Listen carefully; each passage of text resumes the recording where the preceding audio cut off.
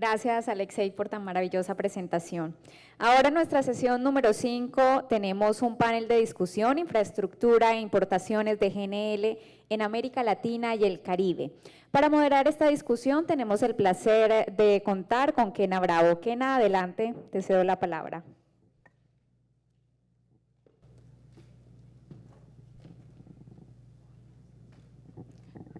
Bueno, seguimos con nuestro panel de discusión. Invito acá al señor José María Castro de la terminal SPEC LNG, a Óscar Santibáñez de LNG Marketing Colón LNG Marketing, suban adelante por favor, y a Ignacio Castro de Invenergy VP de Transact. Adelante.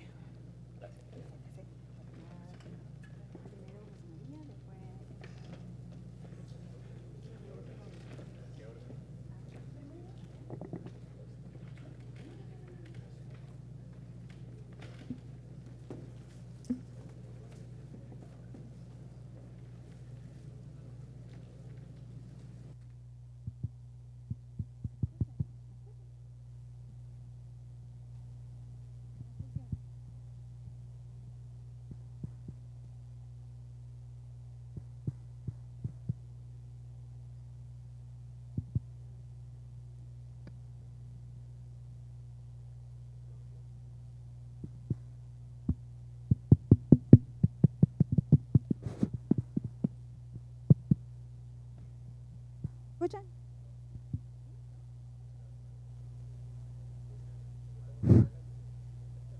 Uno, dos, tres, ¿me escuchan? Okay.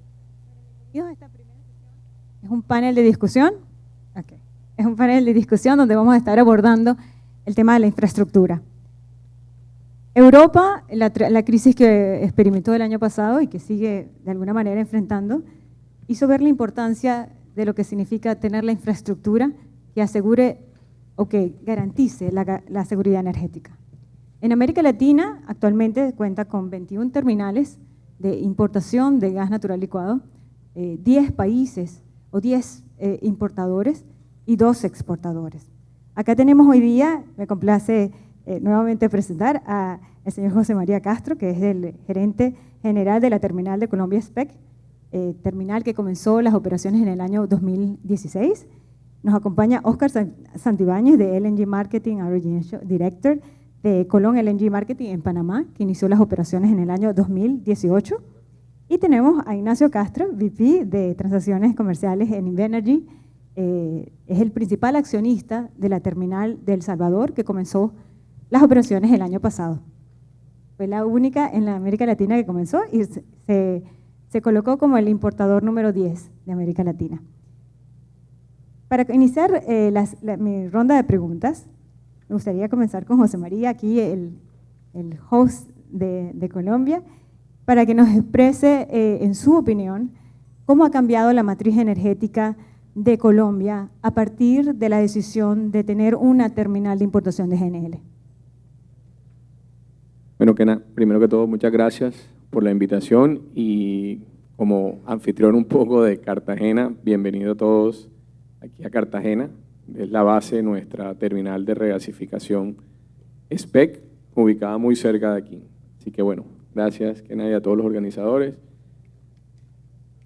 Kena, Colombia desde el año 2016, como lo decías tú, ya hace 7 años, comenzó a recibir las bondades y los atributos del gas natural licuado y definitivamente pues el gas natural licuado ha tenido unos impactos muy positivos en la matriz energética de Colombia. Primero que todo, quiero rescatar 5. El primero es que hace 7 años pues Colombia ya está conectada con los mercados internacionales de gas natural licuado, lo cual ofrece una oferta infinita, digamos, lo podemos poner así, de gas en cualquier momento. La ubicación de Cartagena es bastante estratégica, no solo hacia afuera de los mercados internacionales, pero también hacia adentro por la proximidad con el consumo de la generación térmica.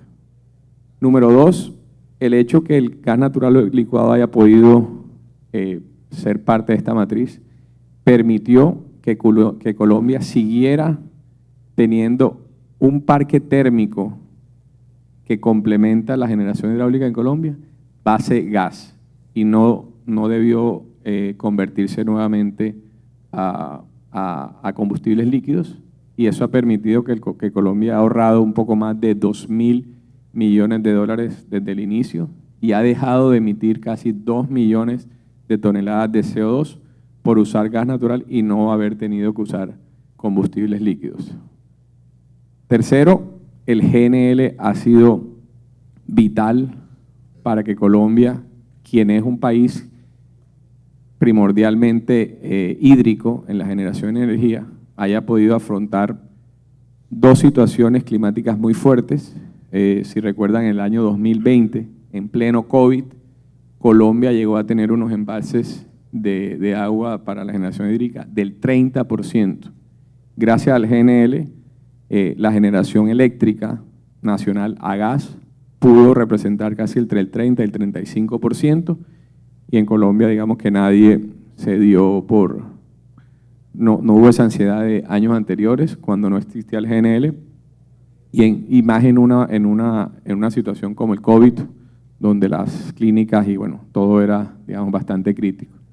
Y en este momento, casualmente en este año 2023, ya se aproxima, se avecina un fenómeno del Niño, se han venido ya viendo la necesidad del GNL, donde hemos venido recibiendo barcos. Este año ya llevamos 13 barcos de GNL recibidos y esperamos superar los 20, los 25 de aquí a que se acabe el año. Entonces, definitivamente un impacto muy importante. Dos más que quiero resaltar: el GNL se alinea por su flexibilidad y confiabilidad, se alinea muy bien al patrón de consumo del parque térmico en Colombia, que tiene una volatilidad y una variación dependiendo de lo que esté pasando con la generación hidráulica. Esa flexibilidad del GNL, y lo decían al principio del panel, es clave y se alinea muy bien.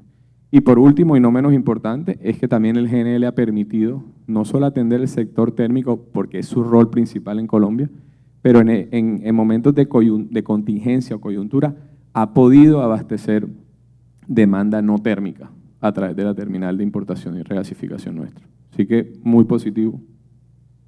Muchas gracias, José María. Me gustaría continuar con Óscar. Óscar, la terminal Colón, Costa Norte, la primera en Centroamérica, la tenemos en 2018, comenzaron las operaciones.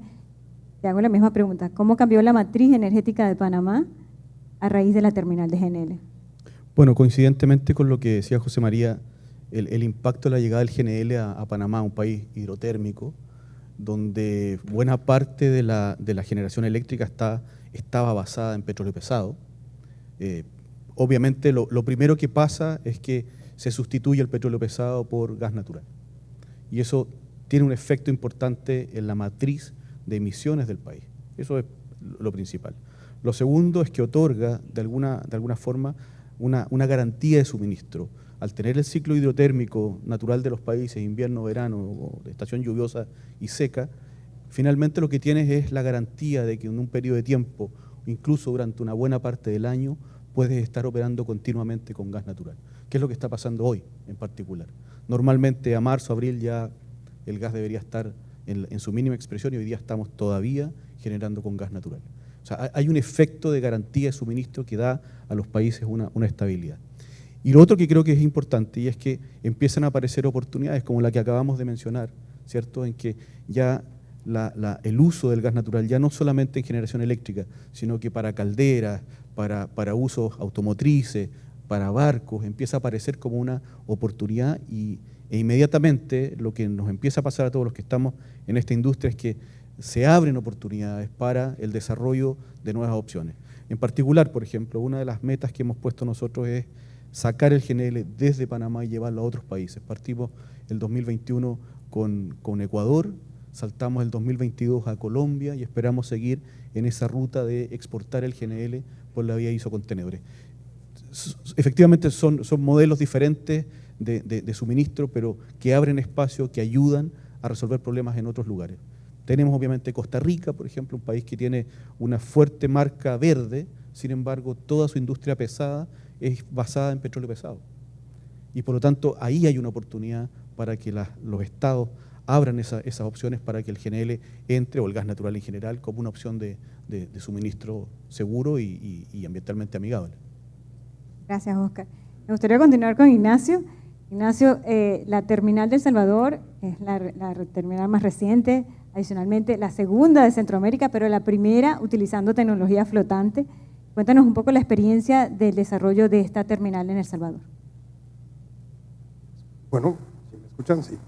Bueno, primero que nada, Kena, muchas gracias por la invitación y felicidades. El evento, la verdad que resultó mucho más grande de lo que todos hubiéramos pensado. Había, yo creo que un espacio, ¿no? Un hueco en nuestra región, y bueno, pues la presencia de todos nosotros refleja que necesitábamos este evento, ¿no? Entonces, encantado de estar aquí, muchas gracias por la invitación y muchas felicidades. Y bueno, el proyecto El Salvador, pues fue un proyecto, ha sido un proyecto muy complicado, muy exitoso finalmente, pero muy complicado. Este proyecto inició en 2009, me parece, cuando el gobierno de El Salvador, ¿no? En un plan, ¿no? Para tratar de digamos, reducir su exposición a los combustibles líquidos, pues sale con una licitación para un proyecto de generación, y la condición era que no podía ser combustibles líquidos, ¿no? Entonces quedaba abierto a carbón y a gas natural.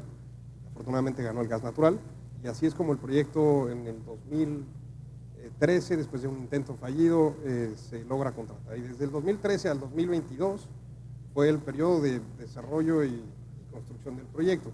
Estos proyectos pues son complicados, ¿no? Son de muy largo plazo, y parte del reto de desarrollar proyectos de este tipo es el tiempo que toma.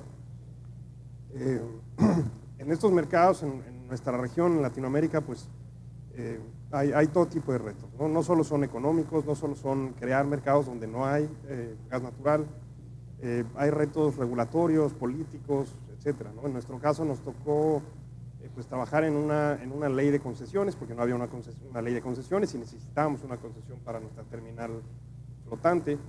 Nos tocó trabajar en una ley de gas natural o colaborar con una ley de gas natural, temas que tenían que pasar por el Congreso Nacional. Entonces, pues son este tipo de retos los que un proyecto de este tamaño, con esta magnitud, representa, ¿no? La verdad es que pues sí, nos sentimos muy orgullosos de este proyecto, que además es el país más pequeño de Centroamérica, pero es digamos, siempre nos gusta platicar que bueno, pues es el proyecto financiado más grande en la historia del país, ¿no? Entonces, pues sí, un reto tremendo, pero finalmente un éxito rotundo, ¿no? No sé. Gracias. Bueno, ya todos saben, el mercado latinoamericano representa el tercer mercado a nivel mundial en el comercio de GNL. Sin embargo, en comparación con el primero y el segundo, dista mucho, es mucho la distancia. En los buenos años, el GNL en América Latina ha representado apenas el 5% del comercio mundial, y el año pasado apenas un 2.6%. Desde la pandemia, que fue un año bien crítico para todos a nivel personal y en la vida de todos, y por supuesto que en el sector energético mucho más, vimos una caída impresionante, que muchos países aumentaron las importaciones, los precios llegaron en agosto prácticamente a un poco menos de $2 el millón de BTU para los cargamentos de GNL. Luego empezamos un 2021 donde hubo una recuperación principalmente de los mercados de Asia, y hizo prácticamente la pelea nuevo con Europa para conseguir cargamentos. El año pasado, en el 2022, se exacerbó la crisis con la crisis de Europa. Los precios llegaron a registrar récords históricos. Si en el 21 ya se decía que estamos alcanzando récords, en el 22 fue el super récord. América Latina el año pasado fue ampliamente impactada por el aumento de los precios. Quisiera preguntarles, como importadores, ¿cuál fue el impacto de la crisis de Europa que ustedes pudieron evidenciar en las terminales acá en América Latina? Comenzamos con Oscar. Gracias. Bueno, efectivamente estamos en un mercado volátil, partamos de esa base. Todos los mercados de combustibles son mercados volátiles y enfrentamos permanentemente cambios en esa condición. Vivimos con eso y estamos todos acostumbrados a que un indexador cambie, suba, baje, y por tanto es parte de nuestra realidad. no la vamos a eliminar, nunca. Lo que sí es importante es saber que las condiciones con las que opera este mercado en particular han permitido resolver las crisis. Yo creo que fue muy clarificador lo que mostró Heg acá respecto de su solución en Alemania, que fue una solución técnica. O sea, el mercado demandó y resolvió la solución. Encontró y resolvió. Pero esto no es primera vez que pasa en el mercado del GNL. La primera vez que tuvimos una crisis de esta naturaleza ocurrió con el accidente nuclear en Fukushima. El 2011, ¿cierto?, falló la central, hubo un efecto y la decisión del Estado japonés fue detener la generación eléctrica en base nuclear. Y los japoneses salieron a buscar GNL. Y en esa época, la mayor parte de los contratos, los que estamos más viejos en esta industria, los contratos eran todos punto a punto. O sea, Qatar, Japón, Qatar, Corea, etcétera. Australia, no sé qué, Trinidad, Everett. ¿Y qué fue lo que pasó? Los contratos se abrieron y empezaron a surgir oportunidades de recargar barcos, descargarlos y recargarlos en otros barcos y llevarlos a este mercado que estaba demandando. Los japoneses pasaron su crisis, pagando más, sin lugar a dudas, pero pasaron su crisis. Lo que estamos viendo hoy día en el mercado en particular de lo que pasó el 2022, a mi modo de ver, tiene que ver básicamente con eso. Las soluciones de mercado resolvieron el problema, lo resolvieron por la vía del precio. Pero finalmente, cuando ustedes, y todos lo sabemos por simple economía, el precio mueve la industria, ¿y qué es lo que reacciona? Obviamente la demanda es muy rápida, pero la oferta inmediatamente reacciona. Y lo que estamos viendo en Estados Unidos y en otros grandes productores es que vamos a tener una oferta de GNL importante en el mundo. Y esto que estamos pasando hoy día no es más que una disrupción, y esta disrupción va a tender en el mediano plazo a estabilizarse y tener precios razonables. Un segundo mensaje que creo que es importante para todos los que estamos involucrados en esto es la contratación. Cuando en un mercado no tienes contratos firmes, vigentes, de largo plazo, te pasa lo que le puede pasar a un Jamaica, por ejemplo, que te quedaste sin gas. O sea, es muy importante que cuando se enfrentan situaciones de crisis, tú estés respaldado por un contrato. El contrato es clave. Nosotros no vivimos en Panamá o en República Dominicana ningún efecto respecto al suministro. Lo importante es tener un contrato. Cuando tú sales a buscar gas spot, en un momento en que está el precio en 80, 90 dólares, ese es el precio. That's it. José María. Gracias, Kena. En ese sentido, yo creo que esa situación de Rusia-Ucrania resaltó o aceleró la industria global de GNL, que ya venía en crecimiento. Eso lo disparó, lo aceleró, y tanto así, como decía Oscar, es que fue evidencia de que el GNL era muy importante. Y no solo el GNL, sino también me quiero ir a la diversificación de las fuentes. Que el hecho en que todos estemos diversificados puede ser algún factor para mitigar un poco la volatilidad que decía Oscar. Y en ese sentido es donde, si preguntándonos en Colombia cómo fue, Colombia no se vio afectado, afortunadamente, por la subida de precios en el año 2021-2022, porque está diversificado tanto en las fuentes de generación de energía eléctrica, que puede generar hidro, gas, carbón y también combustibles líquidos. Casualmente en ese año pues había una gran generación hídrica, no se requirió tanto la de gas, y por ende no tuvo los efectos de esa volatilidad en precio, pero también tiene suficiencia o tiene producción de gas local. Entonces permitió tener un mitigante ante esa volatilidad. Entonces, positiva la diversificación, y creo que además del GNL como industria o como molécula que resolvió esa crisis, también se resalta la importancia de los terminales de importación y regasificación de GNL para tener esa diversificación y robustecer la energía, la seguridad energética de cada país. Yo creo que fue una buena muestra de lo que el GNL puede hacer, la importancia que tienen todos los elementos de la cadena del gas natural licuado y la importancia de la diversificación. Perfecto. Ignacio, la terminal arrancó el año pasado. ¿Cuáles fueron esos retos de comenzar en un mercado tan con altos precios y todavía importar lo suficiente para estar en la lista? Pues en El Salvador definitivamente el contexto global y los precios afectaron tremendamente el proyecto. Y te diría, el problema no solo fue la volatilidad en los mercados de gas natural licuado, sino de los combustibles en general. Entonces, afortunadamente, el proyecto nuestro, el proyecto del Salvador, es un proyecto integrado completamente desde la terminal de importación, almacenamiento, regasificación y la planta de generación. Y este proyecto, al originalmente haber sido un proyecto impulsado por las distribuidoras, que son los consumidores finales o los clientes finales en El Salvador, pero organizado y apoyado por el gobierno salvadoreño, también había un contrato de largo plazo de suministro de gas natural que la verdad es que sin ese contrato este proyecto hubiera colapsado, ¿no? Era clave para poder desarrollar e invertir en este proyecto. Y bueno, pues el efecto en realidad fue que hemos despachado desde el año pasado, llevamos un poco más de un año en operación, hemos despachado muchas veces más de lo que hubiéramos pensado en los más de 8 años que tuvimos de desarrollo, ¿no? Nunca pensamos que íbamos a importar tal cantidad de gas. Afortunadamente estos volúmenes estaban incluidos en nuestro contrato, pero ese fue el efecto.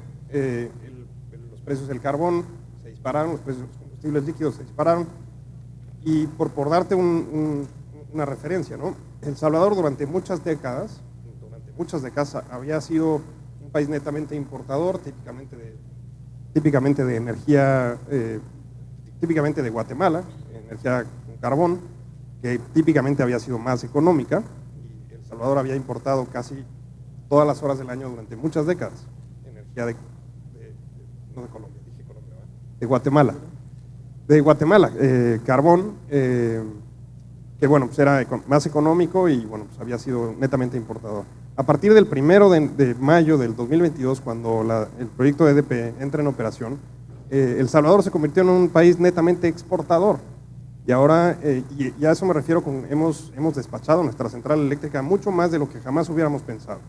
Entonces ese ha sido realmente el impacto. Hemos despachado mucho más y hemos exportado a Guatemala y a la región energía durante muchas horas de este último año, ¿no? Entonces el impacto sí ha sido tremendo y eso eso ha traído también complicaciones, porque eso ha hecho que tuviéramos que nominar muchos más barcos y la logística también es más complicada. Pero bueno, en resumen, el impacto ha sido, creo, positivo para nosotros, positivo para el país,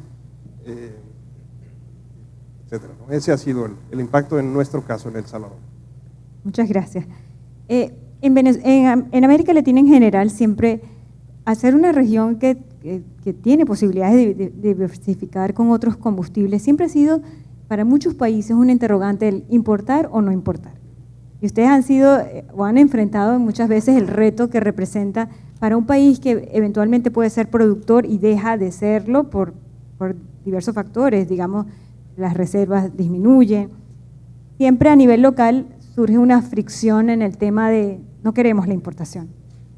Hay una matriz de opinión, de repente, que puede tildar a la importación de GNL algo conflictiva. En el caso del GNL, más bien el GNL debería verse como principal componente que complementa. O sea, la importación de GNL en ningún momento debería competir con la producción local. Quisiera escuchar un poco el punto de vista de ustedes, en particular de Colombia, en el tema de cuáles son los retos cuando se instala una terminal de GNL con relación al contenido local, a la producción local. Kena, yo estoy de acuerdo contigo que el GNL, el gas natural licuado, no es competencia del gas local, es más un complemento a ese gas que se produce actualmente y que ha venido produciendo Colombia hace 45 años y que ha hecho que se desarrolle toda una industria con muchos beneficios para todos los colombianos. El GNL definitivamente es el complemento al gas natural, y aprovechando las bondades y los beneficios que tiene, como es la flexibilidad y el suministro a largo plazo y la diversificación en fuentes. Creo que con todas las situaciones que varios países han experimentado en temas energéticos, siempre la diversificación se resalta y es por eso que el GNL debe ser visto como un complemento. Hay algunos retos de tal forma que ese GNL pueda participar un poco más en la matriz energética en Colombia. Son unos retos un poco más asociados a la regulación de cada país. Colombia ha venido experimentando el GNL en los últimos 7 años, como dije al principio, y se han dado unos pasos de flexibilizar un poco la regulación de tal forma que habilite la convivencia del gas natural licuado para complementar el gas natural. Colombia ha dado buenos pasos, se espera que se finalicen unas iniciativas regulatorias que habiliten en esa forma, porque si uno analiza las proyecciones de balance y oferta de gas en Colombia, ya se prevé que para el año 2025 o 2026 será necesario el gas natural licuado para complementar esa oferta local y asegurar abastecimiento para toda la demanda.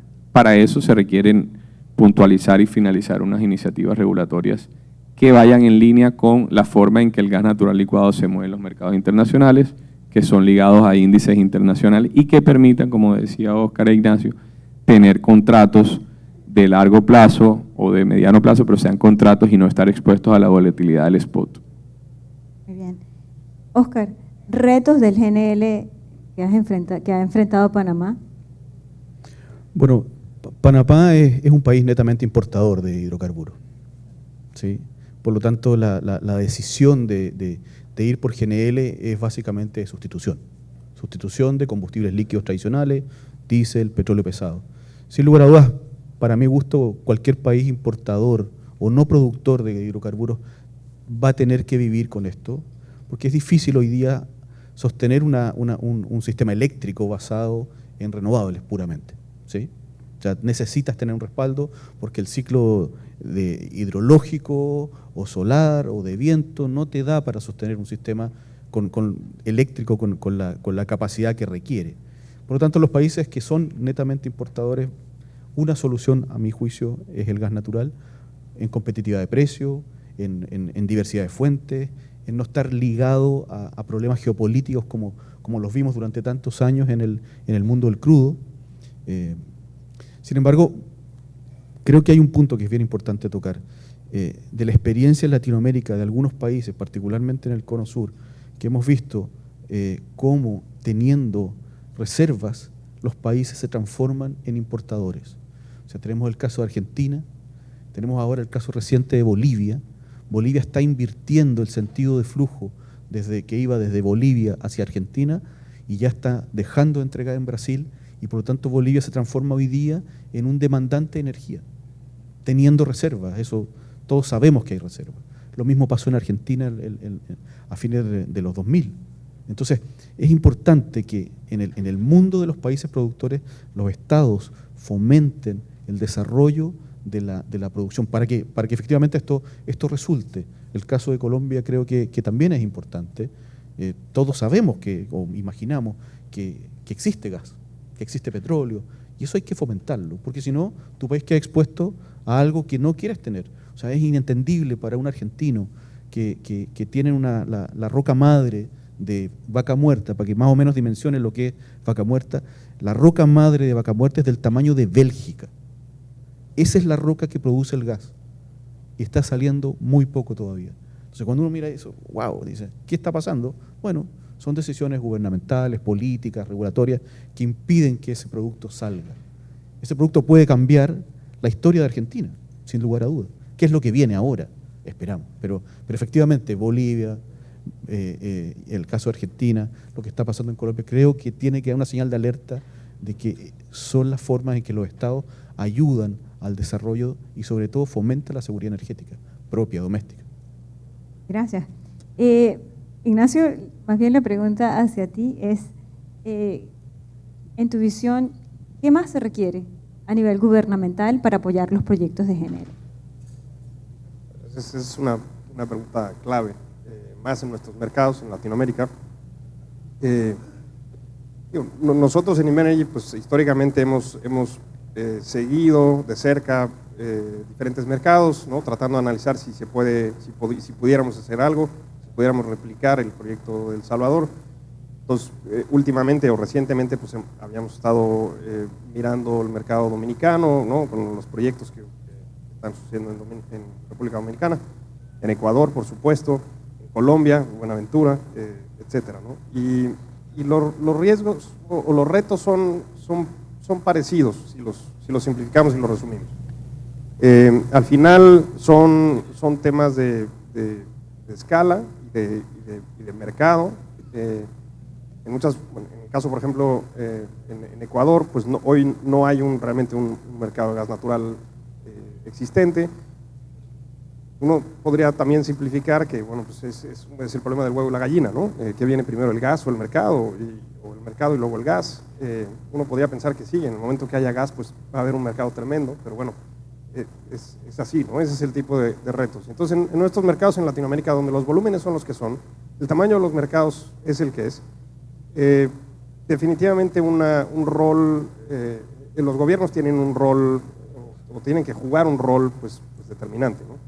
Y no necesariamente es con comprometer off-take o con garantizar off-take, no necesariamente, pero sí tiene que haber políticas claras que incentiven la gasificación de cierto mercado, ¿no?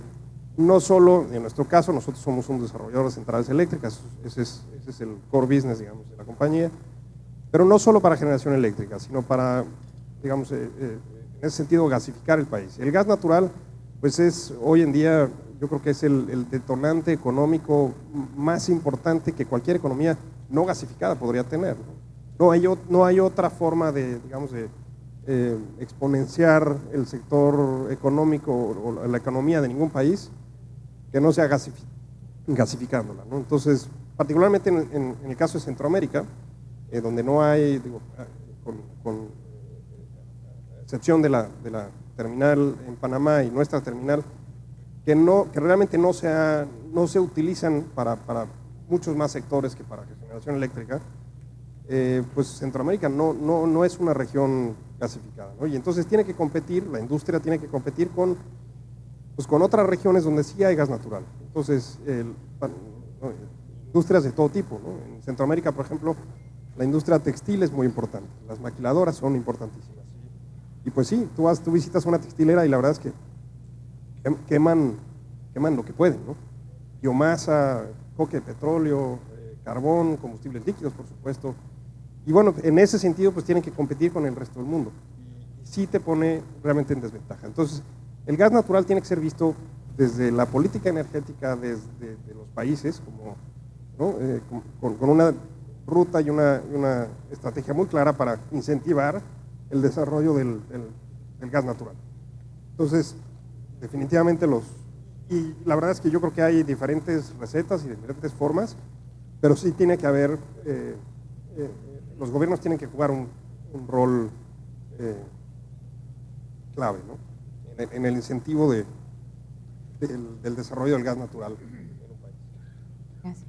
José María, el apoyo, ¿qué se refiere? Los retos. No, un poco, digamos, a lo que dije anteriormente, ya pensando un poco como la parte del GNL, como decíamos, sí, decía Ignacio, los mercados de Latinoamérica son los mercados, esos son los tamaños, y para poder penetrar un poco más a los países que somos productores de gas, es necesario también la flexibilidad por parte de suministradores de GNL, que se ha visto esa flexibilidad como ha venido variando de cuando antes, decía Oscar, se hacían los contratos de punto a punto que decías y todo era a largo plazo, 20 años, ya se ve un poco más de spot, pero estos mercados son relativamente pequeños, si los comparamos con Asia y Europa, que son los grandes consumidores, se requiere esa flexibilidad, ese entendimiento de los mercados que gradualmente van a ir creciendo hacia el GNL. Es importante que también se acompañe desde el eslabón de la producción o el suministrador de GNL. Pero ya para finalizar, me gustaría que comentaran las oportunidades. Hablemos, Oscar, acabamos de hacer un anuncio importante. Cuéntanos las oportunidades de GNL en América Latina. Bueno, yo creo que para todos los que estuvimos presentes en este anuncio y que hemos participado de una u otra forma, lo que vemos es que este es un mercado, el mercado del bunkering, es un mercado bastante consolidado, mueve 250 millones de toneladas en el mundo y claramente este mercado es un mercado que hoy día enfrenta, el mercado marítimo, un desafío muy importante. Extraordinariamente, como casi ninguna industria en el mundo marítimo está regido por una organización a nivel global, que es la IMO, que hace un tiempo atrás todos conocimos de la IMO 2020, ¿cierto?, que reducía el azufre, y todos se tuvieron que adecuar. Fue una pelea larga, pero se adecuaron. Lo que viene ahora es, al 2050, una reducción muy importante de emisiones de gases de efecto invernadero. Entiendo que la última discusión que apareció ahora es del 70% respecto al 2008, lo cual es un reto gigante. Probablemente ninguno de las realidades que hoy día conocemos van a alcanzar a esa meta, o sea, ni siquiera el GNL. Posiblemente vamos a ver la aparición de e-fuels, vamos a ver la aparición del hidrógeno o del amoníaco, etc. No sabemos cuáles van a ser los derroteros que va a tomar esto. La única certeza que hay, en particular en el mundo del bunkering, es que el único combustible que es hoy día capaz de ser competitivo y ofrecer una reducción de emisiones es el GNL. Y por lo tanto eso, reflejado desde el mundo naviero al mundo de las calderas, al mundo del transporte por tierra, etcétera, lo que hay hoy día es la necesidad de que los estados regulen de alguna manera u otra aquella forma en que los combustibles son consumidos, y en particular, y eso yo creo que es la clave de esto, la comparación hoy día que hace un industrial que tiene una caldera operando, la hace cuando está bajando el combustible de la cisterna del camión al tanque, cuando la competencia real debería estar en la chimenea. Ahí es donde estamos compitiendo. Cuando tú tienes un combustible que emite una serie de contaminantes, particularmente algunos de ellos nocivos a la salud, y eso no se está reflejando, se está escondiendo el verdadero costo que ese producto tiene. Todos sabemos que las refinerías, con la entrada de los vehículos eléctricos, van a empezar a aumentar los consumos o a reducir los consumos de crudo. Y van a priorizar, obviamente, los productos valiosos, la gasolina, el diésel, etc. Y va a empezar a sobrar mucho petróleo pesado. ¿Qué va a pasar en el mercado regional con el petróleo pesado? ¿Dónde va a ir? ¿Va a ir a África? ¿Va a ir a Centroamérica? ¿Y quién va a respirar esos gases? Entonces, hoy día el foco está puesto en el CO2, sin duda. Pero además de eso, en nuestros países se está quemando mucho combustible residual. Y eso hay que tratar de evitarlo. Y eso solo depende de los estados. Excelente. José María, nuevos proyectos.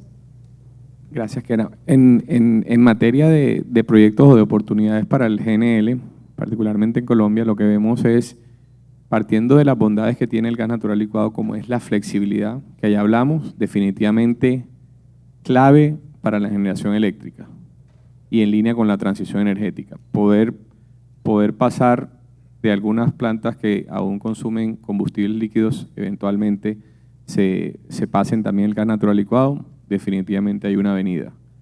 Otra avenida en Colombia, el reemplazo del diésel para los volcos o los tractocamiones o de vehículos de alta intensidad que hoy en día también están haciendo combustibles líquidos.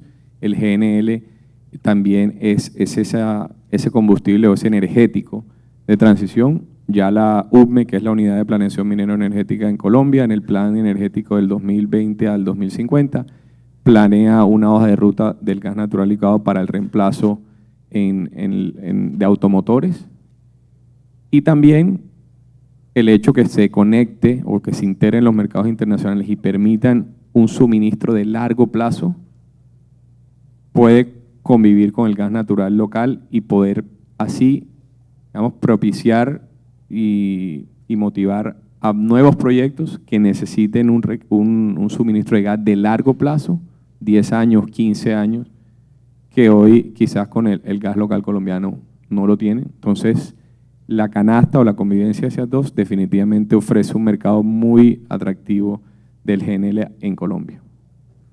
¿Alguna expansión en SPEC? Bueno, partiendo de la infraestructura actual que se tiene en Colombia, a través de nuestra terminal de regasificación y las capacidades del Sistema Nacional de Gasoductos actualmente, que hoy en día también permite la bidireccionalidad de llevar gas desde el norte del país hacia el interior del país a través de los gasoductos del Sistema Nacional de Transporte. Tenemos unos proyectos de ampliar nuestra capacidad de regasificación de los 400 millones de pies cúbicos día actuales, llevarlos quizás a unos 530 millones de pies cúbicos día para aprovechar la capacidad de transporte existente, también la capacidad de infraestructura nuestra, y estamos trabajando en eso para poder ofrecerle al mercado una solución ante la proyección de un posible déficit que se pueda presentar en el año 25 o 26. Gracias. Ignacio, están nuevos, pero hay oportunidades de nuevos negocios. Sí, definitivamente hay oportunidades. Digamos, en el proyecto de Energía del Pacífico, por ahora creo que seguimos tratando de estabilizar y optimizar el proyecto como estaba originalmente dimensionado.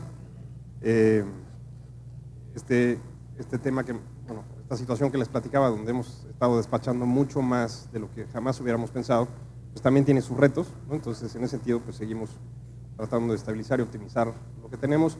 Y en el futuro, definitivamente, está la oportunidad de ver cómo crear un mercado de gas natural en la región, a partir de nuestra terminal. Afortunadamente ya hay una terminal en Centroamérica, del lado del Pacífico, pero bueno, en ese sentido estamos trabajando, ¿no? Quería también comentar desde nuestra visión, creo que en la región, en Latinoamérica, afortunadamente tenemos ya muchas terminales, tanto importación como regasificación. Yo creo que la clave para muchos de nuestros mercados, ¿no? y como ejemplos, bueno, son los que comentábamos, ¿no? Colombia del lado del Pacífico, Ecuador y otros, Centroamérica, etcétera. Yo creo que la gran oportunidad está en la pequeña y mediana escala, ¿no? Uno de los retos más complicados o principales retos para desarrollar en el caso de una terminal de importación, ¿no? como la nuestra en El Salvador, pues es la escala. Entonces tú tienes que tener una terminal que pueda recibir un barco completo, un carguero completo.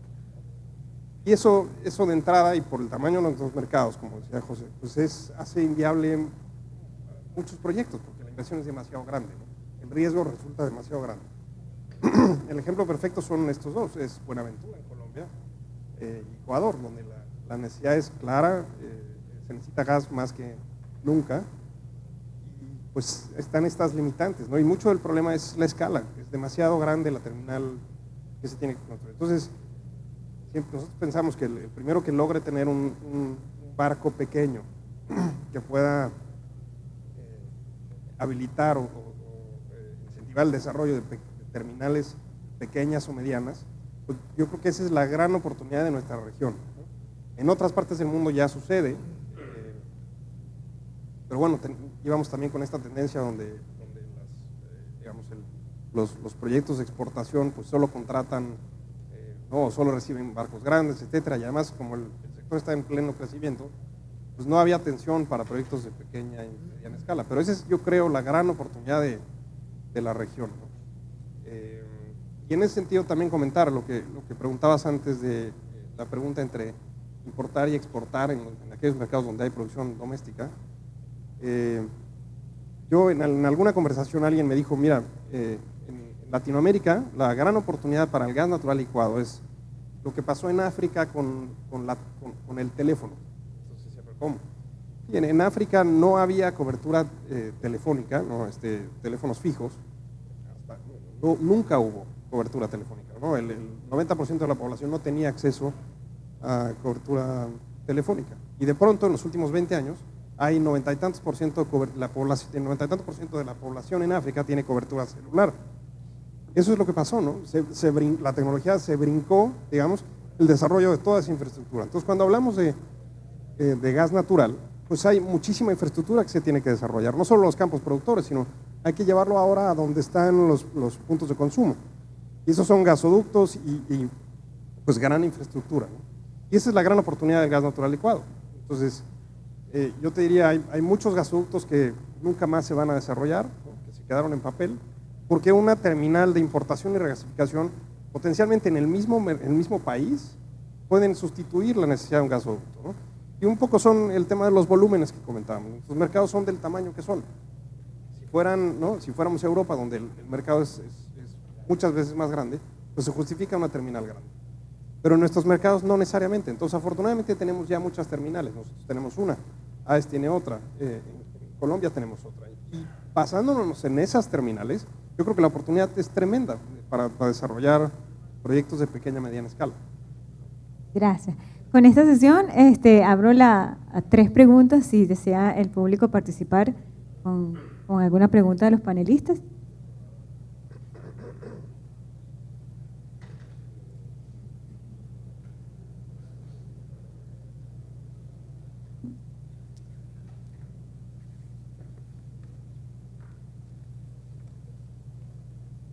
Gracias. Nelson Jaramillo de Ecuador y primero un comentario porque me da mucho gusto que tengan en el radar a Ecuador.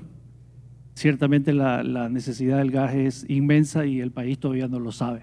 Entonces, la gran pregunta es cómo desde estas terminales del Pacífico o del Atlántico visualizan el desarrollo de la pequeña escala que estás mencionando. Para ti. Yo creo que la clave está como decía, en la pequeña mediana escala, ¿no? En Ecuador, particularmente en Ecuador, la demanda está pues en la zona de Guayaquil. Guayaquil a la vez tiene ciertas complicaciones para poder desarrollar una terminal cerca de la ciudad, cerca de donde está la demanda.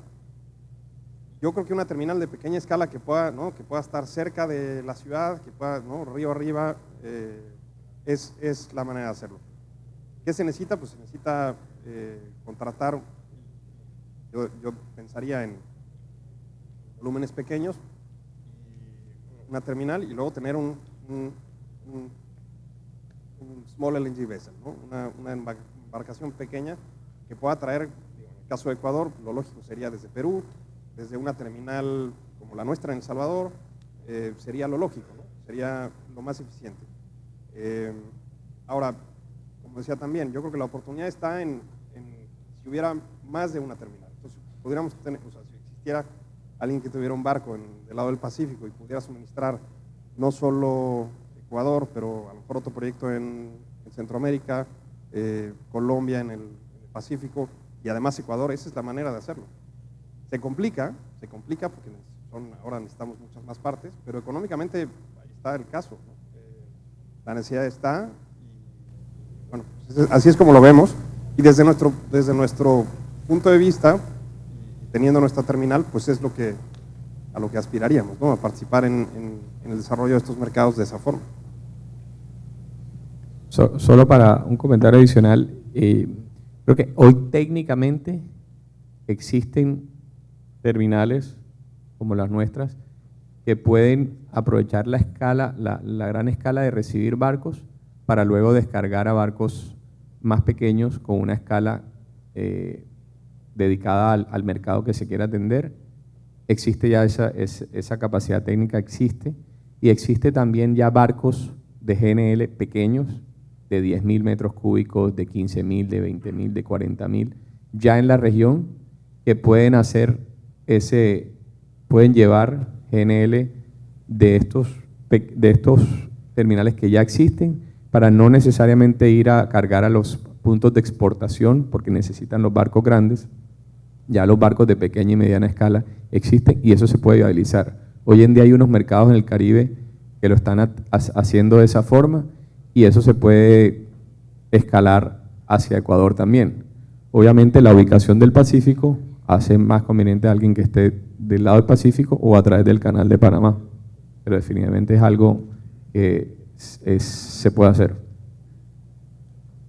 Sí, solo comentar que una de las modalidades que tiene el barco que acabamos de anunciar tiene justamente ese objetivo. Mirar mercado cercano, es un barco de 7.600 metros cúbicos con capacidad oceánica, no es una barcaza de fondo plano, sino que tiene las capacidades de poder llegar a mercados cercanos, donde sea. Efectivamente es así. El punto quizás tiene que ver más que nada no con la logística, sino con la infraestructura en destino. Y en nuestros números, por lo menos en la región, para tener un terminal de pequeña escala, de 20.000, de 15.000 metros cúbicos de capacidad de almacenamiento, se necesitan un cliente ancla en torno a 50, 80 megas de capacidad de generación o el equivalente, para justificar una inversión de 40 o 50 millones de dólares en un terminal de pequeña escala en destino. Yo creo que la logística no es un problema, yo creo que el principal problema está puesto en el destino, donde hay que poner esa infraestructura, de encontrar esa demanda que haga que esta cosa funcione y que el mercado haga lo que tenga que hacer. Gracias. ¿Otra pregunta?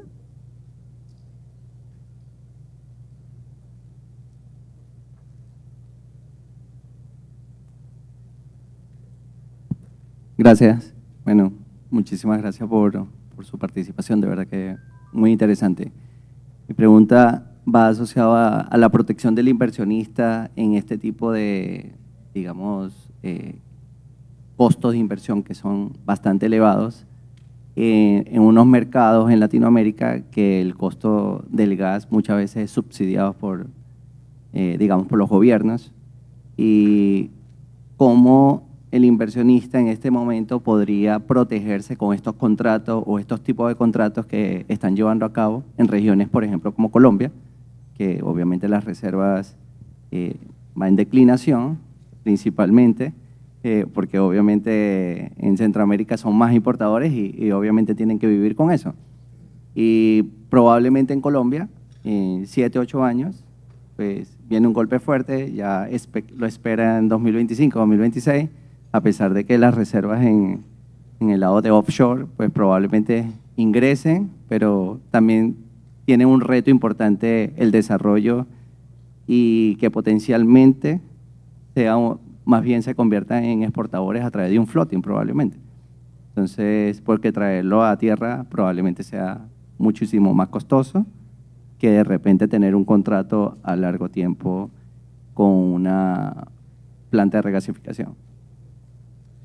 No, definitivamente concuerdo contigo, la necesidad de estabilidad jurídica, regulatoria, es primordial para que se desarrollen estos proyectos de inversión que no son, o sea, son sumas importantes y que la visión es de largo plazo, no es una visión de corto o mediano plazo, y definitivamente tienen que estar presentes y cada uno de los proyectos, dependiendo del rol y de la función que vayan a jugar, será necesario esa articulación.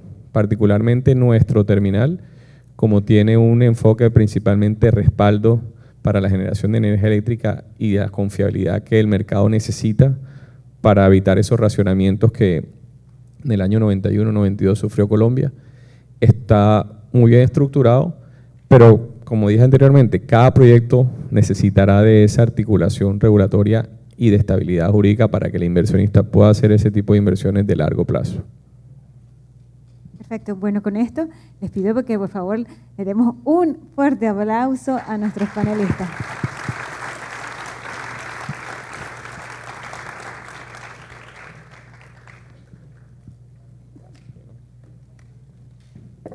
Muchísimas gracias. En estos momentos los invitamos a hacer una pausa para el almuerzo, recordándoles por favor el regreso muy puntual a las 2:30 de la tarde. Nos vemos después del almuerzo y muy buen provecho para todos.